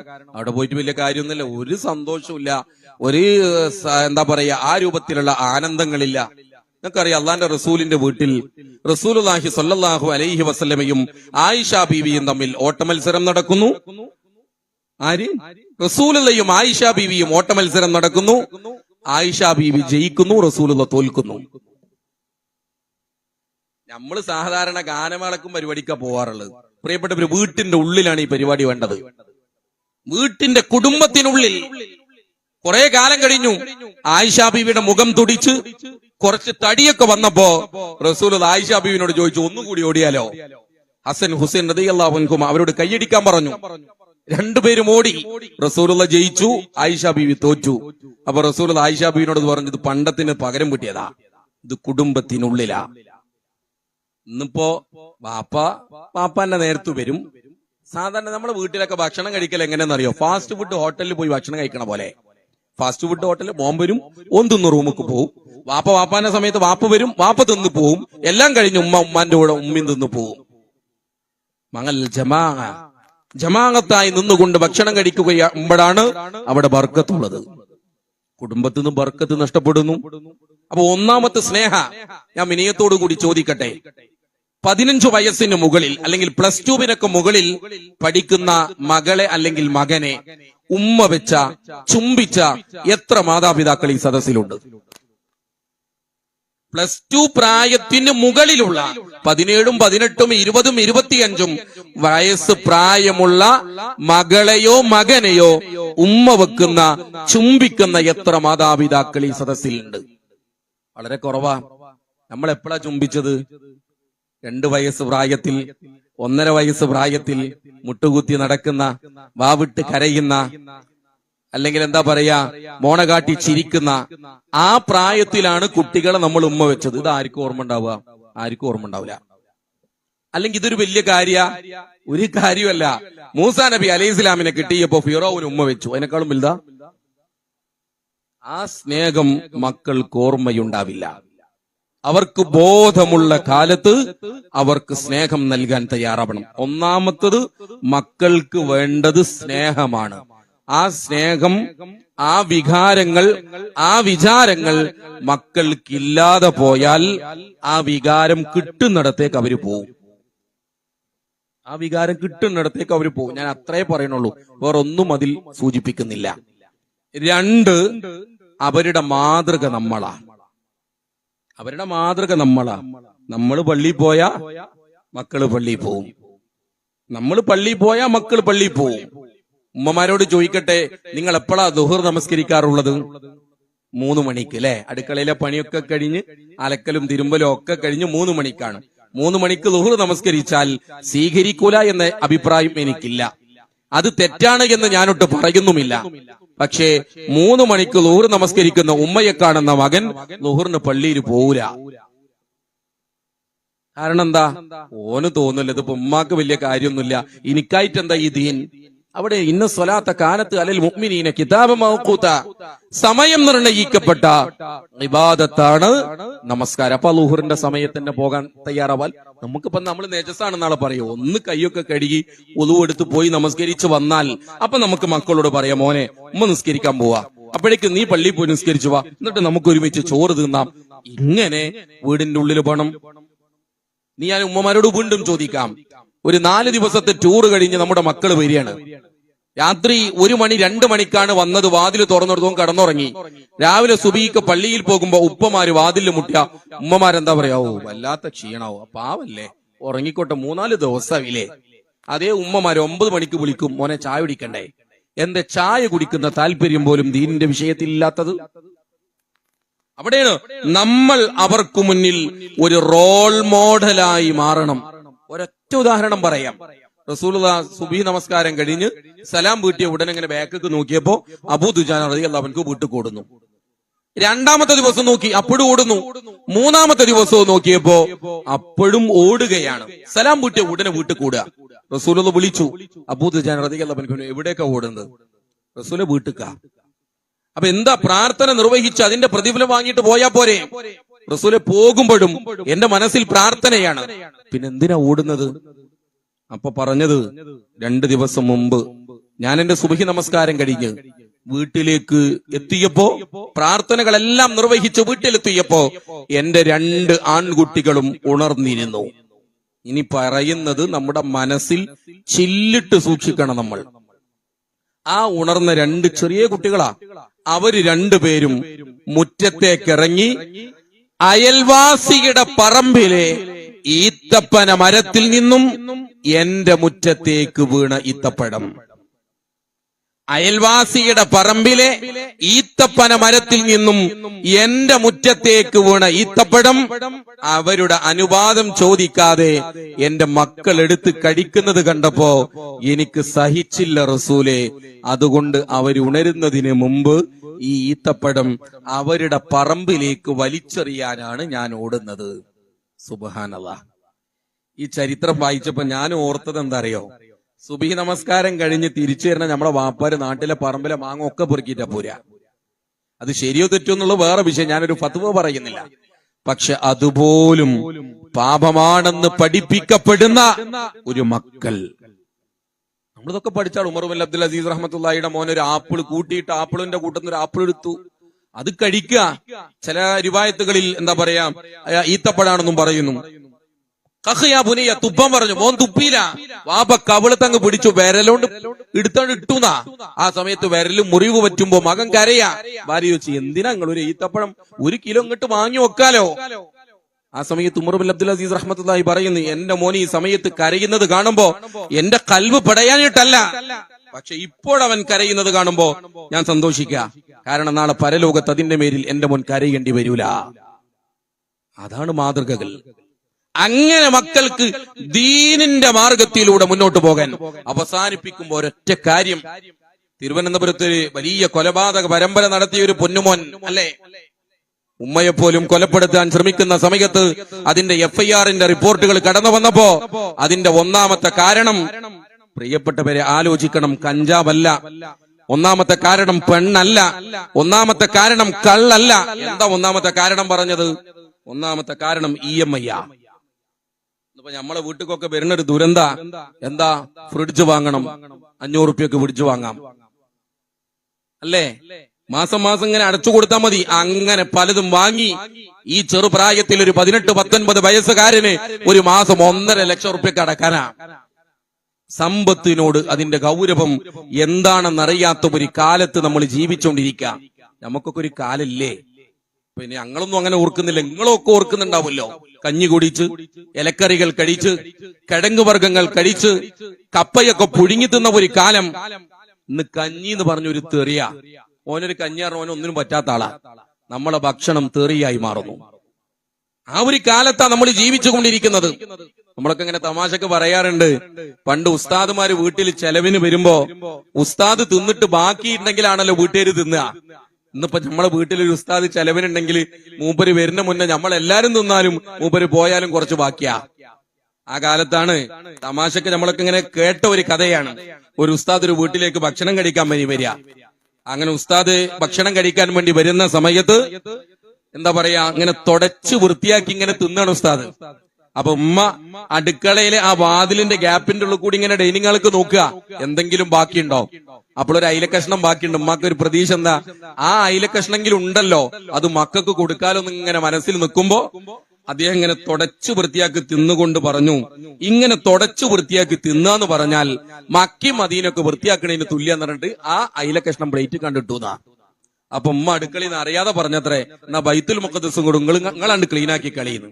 കാരണം എന്താ, ഈ അയിലക്കഷ്ണം കാത്തിരിക്കുന്ന ഉമ്മയാണ്, ഈ അയിലക്കഷ്ണം കാത്തിരിക്കുന്ന ഉമ്മ. ഞാൻ സൂചിപ്പിച്ചത് എന്താ അറിയോ, ആ കാലം കടന്നുപോയ നമ്മളാണ് 1ാം ക്ലാസ് പഠിക്കുന്ന കുട്ടിക്ക് മുട്ടായി വാങ്ങാൻ 500 റുപ്യ കൊടുക്കുന്നത്. അതാ പ്രശ്നം. അതല്ലേ, കേരളത്തിൽ റിപ്പർ ചന്ദ്രനുണ്ട്. റിപ്പർ ചന്ദ്രനെ പിടിച്ചു. എന്താണ് അദ്ദേഹം, കോളിംഗ് ബെല്ലടിച്ചു വാതില് തുറന്ന കയ്യിലുള്ള ഹാമർ കൊണ്ട് തലക്കടിക്കും, ബോധം കെട്ട് വീഴും, അദ്ദേഹം മോഷ്ടിച്ചു പോകും. അദ്ദേഹത്തെ പിടിക്കപ്പെടുമ്പോ കോടതി വരാന്തയിലേക്ക് കൊണ്ടുവരുമ്പോ കോടതിയുടെ ഒരു നടപടിക്രമമുണ്ട്. ജീവിതത്തിൽ വല്ല ആഗ്രഹവും ബാക്കിയുണ്ടോ? റിപ്പർ ചന്ദ്രൻ പറഞ്ഞു, എനിക്ക് എന്റെ അമ്മയെ കാണണം. ജഡ്ജി കരഞ്ഞൂന്നാ. കാരണം എത്ര വലിയ കൊലയാളിയാണെങ്കിലും ജീവിതത്തിൽ അവസാനത്തെ ആഗ്രഹം സ്വന്തം അമ്മയെ കാണാൻ.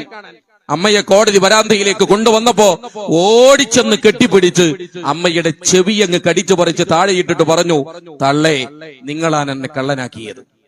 പറഞ്ഞ വാക്കാ, തള്ളേ, നിങ്ങളാണ് എന്നെ കള്ളനാക്കിയത്. എന്താ മോനെ നീ പറയണത്? 2ാം ക്ലാസ്സിൽ പഠിക്കുന്ന ഞാൻ എന്റെ കൂട്ടുകാരന്റെ കടലാസ് പെൻസിലുമായി വന്നപ്പോ നിങ്ങൾ എന്നെ തടുത്തില്ല, നിങ്ങൾ എന്നെ തടുത്തില്ല. അവിടുന്നാണ് ഞാൻ എന്റെ മോഷണം തുടങ്ങിയത്.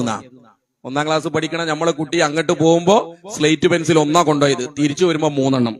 അപ്പൊ ഞാൻ സ്ലേറ്റ് പെൻസിൽ അല്ലേ.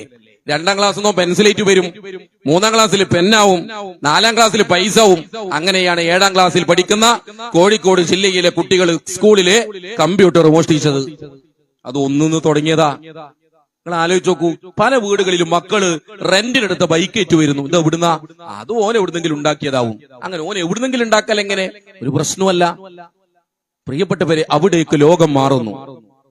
അതോടൊപ്പം ഞാൻ പറയേണ്ടതില്ലല്ലോ, നമ്മള് കള്ളും കഞ്ചാവും കാര്യങ്ങളൊക്കെ കടന്ന് ഇപ്പൊ MDMA ലോകത്ത് ജീവിച്ചുകൊണ്ടിരിക്കുന്നു. പൈപ്പൊട്ടിക്കുന്ന പശ കുടിക്കുന്ന മക്കളുണ്ട് നമ്മുടെ കൂട്ടത്തിൽ. മായ്ക്കാൻ ഉപയോഗിക്കുന്ന വൈറ്റർ കുടിക്കുന്ന മക്കളുണ്ട് നമ്മുടെ കൂട്ടത്തിൽ. അറിയോ നിങ്ങൾക്ക്? അവിടേക്കാ ലോകം പോകുന്നത്. എങ്ങനെയാണ്? നമുക്ക് തോന്നും കണ്ണൊക്കെ ചോക്കണം, മുടിയൊക്കെ ഒരു അലങ്കോലാവണം, അല്ലാത്തൊരവസ്ഥയിൽ മാറണം. MDMA കഴിച്ചാൽ വല്ലാത്ത സന്തോഷം വരെ പ്രിയപ്പെട്ടവരെ. മക്കൾ ചിരിച്ചുകൊണ്ടിരിക്കും. നിങ്ങൾക്ക് കണ്ടെത്താൻ കഴിയില്ല. അങ്ങനെ ഒരു കാലത്ത് കണ്ടെത്താൻ ഒറ്റ വഴിയുള്ളൂ. അവൻ എന്തെങ്കിലും ഒരു മാറ്റം ഉണ്ടാവും. സാധാരണത്തെക്കാളും കൂടുതൽ അവൻ സന്തോഷിക്കുകയാണെങ്കിൽ അവൻ എന്തോ കഴിക്കുന്നുണ്ടാവും. സാധാരണത്തെക്കാൾ കൂടുതൽ അവന് ദേഷ്യം ഉണ്ടെങ്കിൽ എന്തെങ്കിലും പ്രശ്നം ഉണ്ടാകും. എന്നാൽ അസാധാരണമായ വല്ലതും ആ ഒരു ലോകത്തേക്ക് നമ്മുടെ ലോകം പോകുമ്പോ എന്താ പരിഹാരം? അതുകൂടി പറഞ്ഞ് ഞാൻ അവസാനിപ്പിക്കാം. ആദർശ ബന്ധങ്ങളിലേക്ക് മക്കളെ കൊണ്ടുവരിക. ആദർശ ബന്ധങ്ങളിലേക്ക് മക്കളെ കൊണ്ടുവരിക. അത് മാത്രമേ പരിഹാരമുള്ളൂ. നമ്മുടെ മക്കളുടെ കൂട്ടുകാർ ദീനിന്റെ തണലിൽ വളരുന്നവരാണ്. ഞാൻ കുട്ടികളെ മൊത്തത്തിൽ ആക്ഷേപിക്കുന്നില്ല. എത്രയെത്ര നല്ല കുഞ്ഞുങ്ങൾ, എത്രയെത്ര നല്ല മതബോധമുള്ള ആളുകൾ. ഇപ്പൊ നേരത്തെ ഇവിടെ ഖിറാഅത്ത് ഓതിയ കുഞ്ഞുങ്ങൾ ഉൾപ്പെടെയുള്ള എത്ര ഹാഫിലീങ്ങൾ നമ്മുടെ നാടുകളിൽ കടന്നു വരുന്നു. മിമ്പറിൽ കയറി ഖുതുബ പറയുന്ന ഡോക്ടർമാരും എഞ്ചിനീയർമാരും കടന്നു വരുന്നു. അങ്ങനെ നല്ല നല്ല ഒരുപാട് അവസ്ഥകൾ നമ്മുടെ നാടുകളിലുണ്ട്. അതിനെന്തു വേണം? MSM പോലുള്ള സംവിധാനങ്ങളിൽ. ഞാനൊരു പ്രൊഫഷണൽ കോളേജിൽ പഠിച്ചതാ. അതുകൂടി പറഞ്ഞ് ഞാൻ അവസാനിപ്പിക്കാം. നമ്മളൊക്കെ ലക്ഷ്യം എന്താ? ഫുൾ A+ വാങ്ങലാണ്, അല്ലേ? എല്ലാവരെയും ലക്ഷ്യം ഫുൾ A+. SSLCക്ക് എനിക്ക് ഫുൾ A+ ആണ്. +2 എനിക്ക് ഫുൾ A+ ആണ്. എഞ്ചിനീയറിംഗിന് നല്ല ഉന്നതമായ റാങ്ക് നേടി കേരളത്തിലെ പ്രബലമായ ഒരു കോളേജിൽ എഞ്ചിനീയറിംഗ് പഠിച്ച് എഞ്ചിനീയറിംഗ് കോളേജിൽ ജോലി ചെയ്ത് ഇപ്പൊ പോളിയിൽ ജോലി ചെയ്യാം. ഞാനിത് പറയുമ്പോ ഇതൊക്കെ ഉള്ള സമയത്ത് സന്തോഷമുണ്ടെങ്കിലും എന്റെ വീട്ടിൽ ഏറ്റവും വലിയ സന്തോഷം എനിക്ക് തോന്നിയത് ഞാൻ 12ാം ക്ലാസ്സിൽ പഠിക്കുമ്പോ, +2 പഠിക്കുമ്പോ മിമ്പറിൽ കയറിയ സമയത്ത് എന്റെ വീട്ടിലുണ്ടായ ഒരു സന്തോഷമുണ്ട്. അതൊരു വല്ലാത്ത സന്തോഷ. അപ്പൊ എനിക്കെന്താ തോന്നുക? എന്റെ ഫുൾ A+നേക്കാളും എന്റെ വീട്ടുകാർക്ക് വലുത് ആ മിമ്പറിൽ കയറലാണെന്ന് തോന്നും. അത് കുടുംബത്തിലുണ്ടാവണം. ദീന് വീടിന്റെ അകത്തളങ്ങളിലെ അടിസ്ഥാനമായി മാറണം. അങ്ങനെ വന്നാൽ മക്കൾ എവിടേക്കും തിരിഞ്ഞു പോവില്ല. മക്കളെ ദീനിന് ഇപ്പൊ പ്രോഫ്കോൺ വരിക, ഹൈസെക്കുകൾ നടന്നുകൊണ്ടിരിക്കുന്നു. പ്രോഫ്കോൺ വരുമ്പോ ഇതിപ്പോ പഠിക്കേണ്ട സമയത്ത് പ്രോഫ്കോൺ പോക്കല്ല എന്ന് പറഞ്ഞാൽ രണ്ടും ഉണ്ടാവില്ല. അവിടെയാണ് ദീനിന്റെ വഴികളിൽ നമ്മുടെ മക്കൾ ഉമ്മയെ ഉമ്മയായി കാണാൻ, ഉപ്പയെ ഉപ്പയായി കാണാൻ, ആ രൂപത്തിൽ ചിന്തിക്കാൻ കഴിയുന്ന മക്കൾ ഉണ്ടാകണമെങ്കിൽ അവരുടെ മനസ്സുകളിലേക്ക് ദീന് പകർന്നു കൊടുക്കണം. ആ രൂപത്തിൽ നമ്മുടെ കുടുംബത്തെ പവിത്രമായ കുടുംബമാക്കി വളർത്തിക്കൊണ്ടുവരികയും ബന്ധങ്ങളെ പരിശുദ്ധമായി തന്നെ, ഒരുപാട് വിശദീകരിക്കാനുണ്ട്, സമയക്കുറവ് കൊണ്ട് അവസാനിപ്പിക്കുകയാണ്. എല്ലാ ബന്ധങ്ങളെയും ആ ഒരടിസ്ഥാനത്തിൽ ഖുർആനിന്റെ തണലിൽ ചിന്തിക്കുക. ആമുഖമായി ഓതിവെച്ചത് വിശ്വാസിയുടെ പ്രാർത്ഥനയാണ്. റബ്ബന ഹബ് ലനാ മിൻ അസ്വാജിനാ വദുരിയാത്തിനാ ഖുർറത അഅ്യുൻ. വിശ്വാസികൾ പരസ്പരം എന്റെ ഇണകളിലൂടെ, മക്കളിലൂടെ കൺകുളിർമ ലഭിക്കണമെന്ന് പ്രാർത്ഥിക്കണം. പിന്നെ പറഞ്ഞതോ വജഅൽനാ ലിൽ മുത്തഖീന ഇമാമ. മുത്തഖീങ്ങളുടെ ഇമാമാക്കി എന്നെ മാറ്റണം. മുത്തഖിയാക്കണേന്നല്ല, മുത്തഖീങ്ങളുടെ ഇമാമാക്കണമേ എന്ന് പ്രാർത്ഥിക്കാൻ നമ്മളോട് പറഞ്ഞു. പടച്ച റബ്ബ് തൗഫീഖ് നൽകി അനുഗ്രഹിക്കുമാറാവട്ടെ. മരിക്കുന്ന സമയത്ത് മഹത്തായ കലിമത്ത് തൗഹീദ് ഉച്ചരിച്ചുകൊണ്ട് മരിക്കാനുള്ള വലിയ ഭാഗ്യം നൽകി ഞങ്ങളെ അനുഗ്രഹിക്കണം റഹ്മാനെ. നരകത്തിലെ കത്തിയാളെന്ന് നരകത്തിയ് അത് സഹിക്കാനുള്ള ശക്തിയും കൽപ്പും ഞങ്ങൾക്കില്ല നാഥ. അത്തരം സന്ദർഭങ്ങളിൽ ഞങ്ങളെ കാത്തു രക്ഷിക്കണം റഹ്മാനെ. ഞങ്ങളാക്കി വളർത്തിക്കൊണ്ടുവന്ന ഞങ്ങളുടെ മാതാപിതാക്കൾക്ക് സ്വർഗം നൽകി അനുഗ്രഹിക്കണം റഹ്മാനെ. ഞങ്ങളുടെ മക്കളിലൂടെ, ഇണകളിലൂടെ കണ്ണിന് കുളിർമ പ്രദാനം ചെയ്ത് മുത്തഖീങ്ങളുടെ മുന്നിൽ നടക്കാൻ പര്യാപ്തമായ വിധാനത്തിൽ ഞങ്ങളുടെ ജീവിതത്തെ ക്രമീകരിക്കണം റഹ്മാനെ. ഈ സദസ്സിൽ ഒരുമിച്ച് കൂടിയതുപോലെ സന്തോഷത്തോടുകൂടി മുത്ത് മുഹമ്മദ് മുസ്തഫ സല്ലല്ലാഹു അലൈഹി വസല്ലമയുടെ കൂടെ ജന്നാത്തുൽ ഫിർദൗസിൽ ഒരുമിച്ചിരിക്കാനുള്ള സൗഭാഗ്യം നൽകി ഞങ്ങളെ അനുഗ്രഹിക്കണം റഹ്മാനെ. റബ്ബന തഖബ്ബൽ മിന്നാ ദുആഅനാ വഖിയാമനാ വസലാത്തനാ വഅമാലനാ യാ റബ്ബൽ ആലമീൻ വതുബ് അലൈനാ ഇന്നക അൻത തവ്വാബുർ റഹീം വഗ്ഫിർ ലനാ യാ ഗാഫിറുൽ മുദ്നിബീൻ. റബ്ബന ആതിനാ ഫിദ് ദുനിയ ഹസന വഫിൽ ആഖിറതി ഹസനതൻ വഖിനാ അദാബൻ നാർ. ആമീൻ ആമീൻ ബിറഹ്മതിക യാ അർഹമർ റഹീമീൻ. സലാമുൽ മുർസലീൻ വൽഹംദുലില്ലാഹി റബ്ബിൽ ആലമീൻ. വസ്സലാമു അലൈക്കും വറഹ്മത്തുള്ളാഹി.